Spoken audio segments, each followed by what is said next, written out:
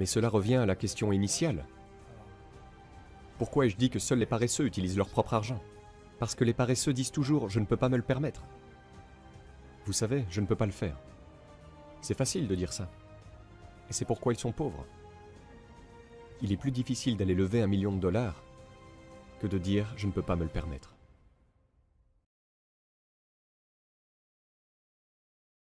C'était il y a longtemps quand j'ai lancé Millennial Money pour la première fois. Et j'ai fait ma remarque habituelle. Seuls les paresseux utilisent leur propre argent.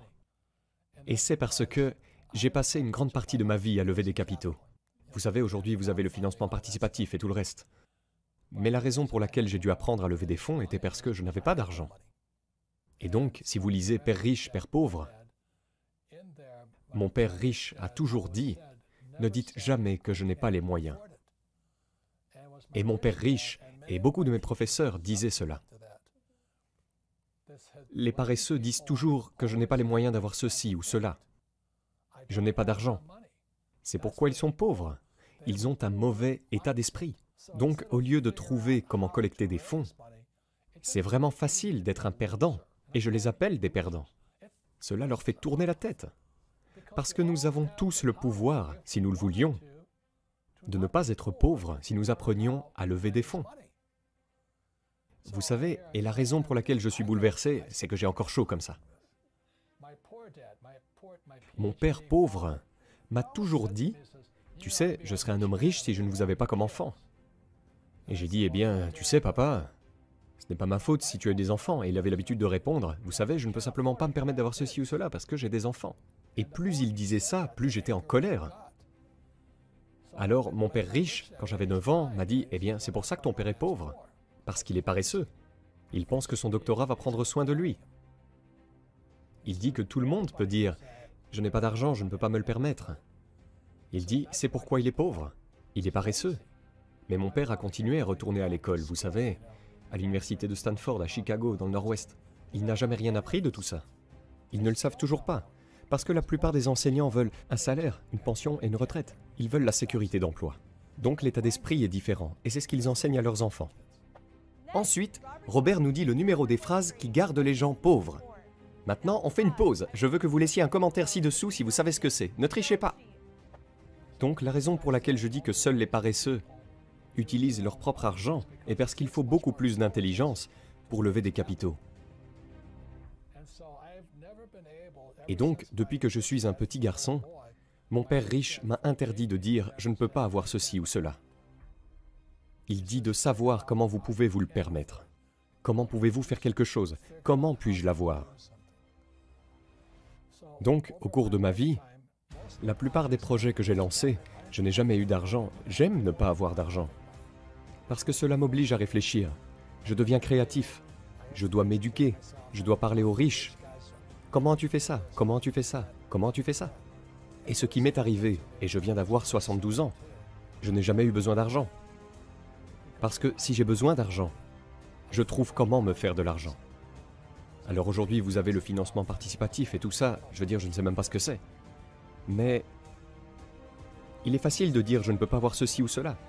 Tous les pauvres disent « je ne peux pas me le permettre ». Tous les pauvres disent « eh bien, taxons les riches ». Tous les pauvres disent « eh bien, donnez-moi une éducation gratuite, de la nourriture gratuite, une scolarité gratuite, des manucures gratuites, des pédicures gratuites ». Il y a de la paresse, à mon avis. L'une de mes notions préférées que Robert enseigne est la façon dont votre état d'esprit peut littéralement tout changer. Si vous avez l'esprit ouvert, vous pouvez vraiment changer votre vie. Alors Robert explique comment son état d'esprit a changé sa façon d'investir. Donc, vous savez, au cours de ma vie, j'ai recueilli des centaines de millions de dollars. Et c'est parce que je n'avais pas d'argent en tant que jeune que j'ai appris à lever des capitaux. Et c'est vraiment assez simple. Il faut trouver un actif qui vaut plus que moi, vous savez. Vous ne pouvez pas investir en moi, par exemple, parce que c'est ce qu'on appelle l'esclavage. C'est-à-dire l'esclavage par moi, tu sais. Donc, ce que j'ai fait, j'ai d'ailleurs écrit à ce sujet dans le livre Fake, j'ai commencé par chercher ce petit morceau de bien immobilier. J'ai trouvé une excuse, vous savez, cette copropriété avec une chambre et une salle de bain sur la plage de Maui. Et j'ai trouvé une excuse pour que les gens me donnent de l'argent. Tout ce que j'avais à faire était de leur assurer que je les rembourserais. Donc ma première offre était une offre de rendement infini. Je n'avais pas d'argent dans la transaction parce que c'était une dette à 100%. C'était un appartement de 18 000 $. Vous ne pouvez plus les toucher pour autant. Mais l'économie était mauvaise. J'ai donc acheté cet appartement de 18 000 $. Le gars voulait 10% de moins, tu sais. Vous n'avez pas besoin de mathématiques plus élevées. 10% de 18 000, c'est combien, amateur de sport? 1800 $. J'aurais pu utiliser mon argent, j'avais de l'argent. Mais cela serait trop facile. Robert nous dit que les paresseux utilisent leur propre argent. Découvrons exactement ce qu'il entend par là. Seuls les paresseux utilisent leur propre argent. Et c'est ce qui fait énerver beaucoup de gens. Ils disent « Vous m'appelez paresseux ?» Et je réponds « Oui, je t'appelle comme ça. » Parce que tu es le même genre de personne qui dira « Je ne peux pas me le permettre. Je ne peux pas faire ceci, je ne peux pas avoir cela. » C'est justement à ce niveau le problème. C'est ici, c'est un bien immobilier entre cette oreille et cette oreille. Je ne peux pas faire ça. La plupart des membres de ma famille disent « Oh oui, je ne peux pas me le permettre. » Mon père a appris à dire cela, ma mère a appris à dire cela. Mon père riche a dit que je ne devrais jamais dire ça. Laissez-moi vous poser cette question. Vous savez, vous travaillez pour l'entreprise Rich Dad. Quelle est la part de mon argent dans cette entreprise? 0, 0. 0. Lors de l'utilisation d'OPM, Other People's Money, en français, l'argent des autres, une question que j'avais pour Robert était « Que se passerait-il si l'affaire tournait mal ?» Il répond en racontant l'histoire de l'une de ses plus grosses erreurs. Voilà ma plus grosse erreur. Donc, je me débrouillais très bien ici. C'était en 1973, j'ai commencé à acheter ma première offre, et c'était une affaire de 18 000 $. 1800 $ d'acompte, 25 $ par mois, flux de trésorerie. J'avais des rendements infinis. Et puis, j'ai continué à faire ça, j'avais beaucoup de biens.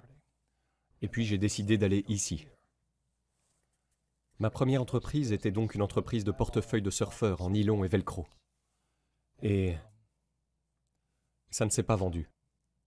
Alors, vous savez, tout le monde sait ce que sont ces portefeuilles aujourd'hui. Mais à l'époque, c'était en 1974 ou 75. Oui, en 1975. Ils ne savaient pas ce qu'étaient les portefeuilles. Nous allons donc faire faillite, très vite. Nous avons acheté 100 000 de ces portefeuilles en Corée. Nous l'expédions à notre entrepôt de Long Island et nous empruntons de l'argent à nos investisseurs. Nous avons donc recueilli environ 600 000 $. J'ai lancé cette petite entreprise de portefeuille loufoque. Nous avons donc de sérieux problèmes. Je devais environ 200 000 $ à mon père. Mon père riche se moquait de moi. Nous allons faire faillite si vite. Parce que nous ne pouvions pas déplacer les portefeuilles, 100 000 d'entre eux. Ils étaient mis dans cet entrepôt de Long Island. Et personne ne nous les achèterait. Alors, la bonne chose à propos de la stupidité, c'est que cela vous rend plus intelligent. Alors j'ai commencé à réfléchir, nous avons commencé à réfléchir, à dire ce qui ne va pas. Et j'ai dit, ce qui se passait dans le monde à ce moment-là, tous les baby-boomers étaient gros, alors ils devaient commencer à courir. Donc le jogging arrivait en ligne. Vous savez, personne ne faisait du jogging avant. Vous savez, alors ces gars-là font tous du jogging. Et puis, nous lisons le journal. Nous sommes assis à Honolulu en rupture rapide. Et nous avons lu le journal. Ce jogger est allé au Golden Gate Park à San Francisco et faisait du jogging dans le parc. Et ce que le jogger a fait, c'est qu'il n'avait pas de place pour mettre sa clé de voiture. Alors qu'a-t-il fait? Il le met sur le pneu avant de sa voiture et fait du jogging dans le parc. Nous lisons le journal. Et voilà, quand il est revenu à sa voiture, la voiture n'était plus là. Oh mon Dieu! Alors le gars dit, ils ont volé ma voiture? Oh mon Dieu! Et donc la question était, sur le titre de l'article du journal, que fait un jogger avec sa clé? Et donc nous sommes assis là et avons dit, oh mon Dieu, un problème! Un problème. Donc avec ça, j'ai conçu la poche à chaussures. Et vous pouvez voir cette photo ici. C'est le magazine Playboy, je veux dire, c'est une jolie jeune mannequin qui ne porte rien d'autre qu'une poche à chaussures. Mais peu importe. Nous allons donc rompre si vite d'ici là. Mais quand cette image a frappé Playboy, tout à coup, nous étions des génies. Et tout le monde a commencé à nous donner son argent. Et tout se produit. Nos portefeuilles se vendaient, nos poches de chaussures se vendaient, les investisseurs étaient heureux. Et les ventes ont explosé. Nous avons donc eu beaucoup de succès. Nous sommes donc passés du risque au stupide, au plus intelligent et réussi. Mais le problème était de savoir comment financer notre inventaire. Parce que la demande était mondiale et que nous ne pouvions pas suivre la demande. J'ai donc emprunté 100 000 $ supplémentaires. Et je suis allé voir mon CPA, mon directeur financier, Stanley. Alors j'ai dit, Stanley, est-ce que ces 100 000 dollars résoudront notre problème d'inventaire? Il a dit oui, ça peut le faire. Alors j'ai donné le chèque à Stanley et il s'est enfui avec. Oh mon Dieu! Je n'avais aucun document signé, je lui ai donné ma parole. Il a dit que je lui devais de l'argent. C'était donc l'une de mes premières, vous savez, erreurs à 6 chiffres, à 7 chiffres. Eh bien, le premier est l'investissement. Investissez dans ce que vous aimez. J'adore les affaires. J'adore l'immobilier. Je veux dire, j'aime vraiment ça. Je suis propriétaire de ce bâtiment ici. Et j'aime l'or et l'argent. Alors j'investis dans ce que j'aime. La plupart des gens disent, vous savez, faites ce que vous aimez, mais je préfère investir dans ce que j'aime. Mais j'aime être entrepreneur, j'adore investir. C'est comme Shark Tank pour moi. Je suis toujours à la recherche de nouvelles entreprises, de nouvelles offres. C'est juste un jeu comme celui-ci. Vous savez, quand vous regardez l'état financier, c'est comme votre tableau de bord. C'est comme votre carte de pointage de golf, mais c'est votre état financier. Mais comme vous le savez, nos écoles nous apprennent rien sur les états financiers. Mais cela revient à la question initiale. Pourquoi ai-je dit que seuls les paresseux utilisent leur propre argent? Parce que les paresseux disent toujours « je ne peux pas me le permettre ». Vous savez, je ne peux pas le faire. C'est facile de dire ça. Et c'est pourquoi ils sont pauvres. Il est plus difficile d'aller lever 1 million de dollars que de dire « je ne peux pas me le permettre ».